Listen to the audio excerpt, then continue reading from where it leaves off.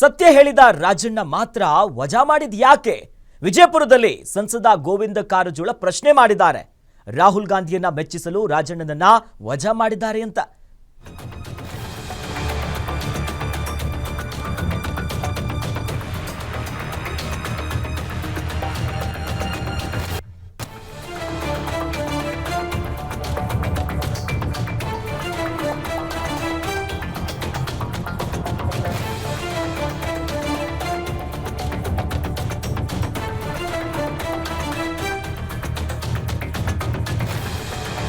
ವಿಜಯಪುರದಲ್ಲಿ ಸಂಸದ ಗೋವಿಂದ ಕಾರಜೋಳ ಒಂದಿಷ್ಟು ಪ್ರಶ್ನೆ ಮಾಡಿದ್ದಾರೆ.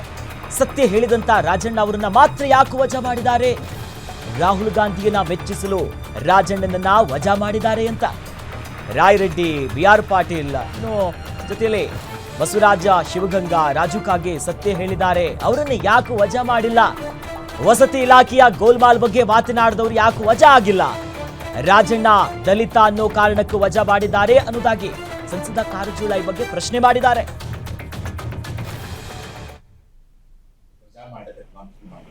ಹಾಗಾದ್ರೆ ಇನ್ನೂ ಸತ್ಯ ಹೇಳದಂತ 4 ಮಂದಿ ಹೆಸರು ಹೇಳ್ತೀವಿ.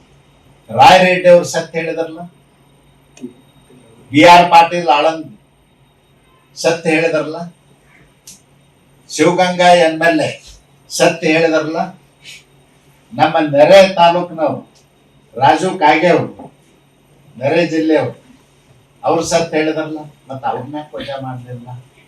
ಅವರು ಒಂದೊಂದು ಹುದ್ದೆದಾಗ ಅದಾರ, MLA ಆಗ್ತಾ ಇಲ್ಲ, ಹುದ್ದೆದಾಗ ಅದ. ಇವತ್ತು ಬಸವರಾಜ ರಾಯರೆಡ್ಡಿ ಅವರು economic adviser to chief minister, ರಾಜಕೀಯ ಅಡ್ವೈಸರ್, KSRTC ಚೇರ್ಮನ್, ಹಿಂಗೆಲ್ಲ ಬೇರೆ ಬೇರೆ ಹುದ್ದೆಗಳಲ್ಲ. ಅವ್ರನ್ನ ಯಾಕೆ ವಜಾ ಮಾಡಲಿಲ್ಲ? ದಲಿತರ ಬಗ್ಗೆ ಮೊಸಳ ಕಣ್ಣೀರು ಸುರಿಸೋದು ಅಷ್ಟೇ ನಿಮ್ಗೆ ಗೊತ್ತು. ಅವ್ರನ್ನ ವಜಾ ಮಾಡಿರ್ಬೇಕಾಗಿತ್ತು, ಯಾಕೆ ಮಾಡಲಿಲ್ಲ? ದಲಿತರು ಬೆನ್ನು ಸತ್ತವ್ರು, SC ST ಜನಾಂಗಕ್ಕೆ ಯಾರು ಕೇಳುವವರಿಲ್ಲ. ಅವ್ರನ್ನ ಯಾವ ರೀತಿ ಬೇಕಾದ ರೀತಿ ನಡೆಸ್ಕೊಳ್ಳೋದೆ ಕಾಂಗ್ರೆಸ್ ನೀತಿ ಅಂತ ನಾನು ಖಂಡಿಸ್ತೀನಿ.